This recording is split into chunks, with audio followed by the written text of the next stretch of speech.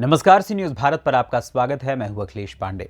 खबर मध्य प्रदेश के सीहोर से है, जहां बुधनी घाट के एक परिवार को वर्षों पुराने मकान की भूमि पर भू अधिकार पत्र कलेक्टर द्वारा दिया गया था, लेकिन सीएमओ और एसडीएम उसे अतिक्रमण की भूमि बताकर निर्माणाधीन मकान को तोड़ने की धमकी दे रहे थे। इसी मामले को लेकर पीड़ित परिवार 24 जनवरी को कोर्ट पहुंचा।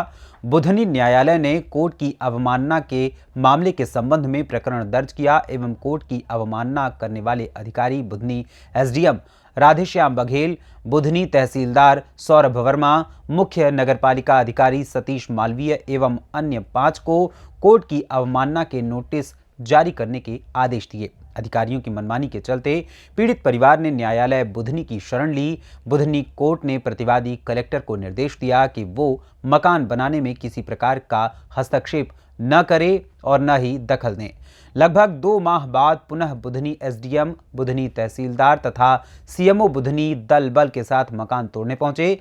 पीड़ित परिवार ने निवेदन किया कि मकान में तोड़फोड़ होती है तो वो कोर्ट की अवमानना होगी, लेकिन अधिकारी ने एक भी बात नहीं सुनी और मकान पर जेसीबी चला दी।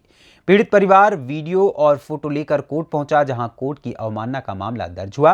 पीड़ित परिवार की ओर से उनकी बेटी आस्था ने बताया कि हमें कोर्ट पर विश्वास है, हमें न्याय मिलेगा। सूत्रों की माने तो अधिकारी राजनीतिक दबाव में व्यक्तिगत रुचि लेकर पीड़ित परिवार को मकान बनाने से रोक रहे हैं एवं उन्हें प्रताड़ित कर रहे हैं।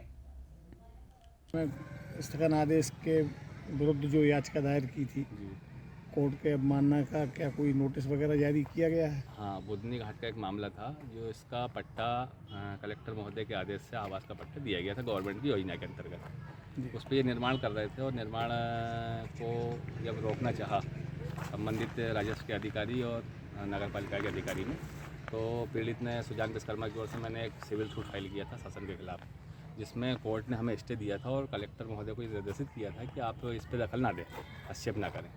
उसके बाद भी 17 तारीख को किए गए निर्माण को प्रशासनिक कुछ अधिकारियों ने, एसडीएम, तहसीलदार, सीएमओ सहित अन्य उनके सहयोगी अधिकारियों ने तोड़ दिया और इसके खिलाफ हमने न्यायालय में अवमानना का मामला प्रस्तुत किया, जिसको कोर्ट ने रजिस्टर्ड किया है। और रजिस्टर्ड करने के बाद संबंधित अधिकारियों को प्रतिवादी क्रमांक 1 लगाया 9 तक, जिसमें शासन के एसडीओ, तहसीलदार, सीएमओ सहित कलेक्टर महोदय भी शामिल हैं, उनको नोटिस किया गया है।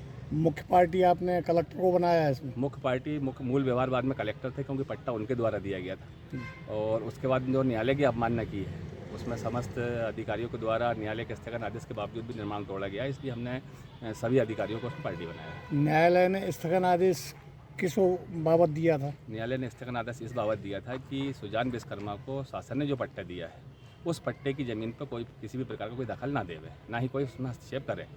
कि ये रहता है कि यथास्थिति बनाई रखी जाए? नहीं, ऐसा स्थिति नहीं। स्पष्ट आदेश था कि सुजान विश्वकर्मा के बारदस्त भूखंड खसरा नंबर 100 उसमें स्पष्ट उल्लेख था, धारणा अधिकार के तहत उसको पट्टा दिया गया है, उस पर कोई हस्तक्षेप ना करे, कोई दखल ना देवे। स्पष्ट आदेश था 39(1)(2) के तहत। ठीक। आप न्यायालय के इस अवमानना आदेश जो पारित किया गया है न्यायालय द्वारा, उसके विषय में आप कुछ कहना चाहेंगी? जी, अधिकारियों द्वारा न्यायालय की अवमानना की गई है और इनके खिलाफ नोटिस जारी किया है और हमें न्यायालय के न्याय पर पूर्ण विश्वास है और मेरा विश्वास है कि हमें न्याय मिलेगा।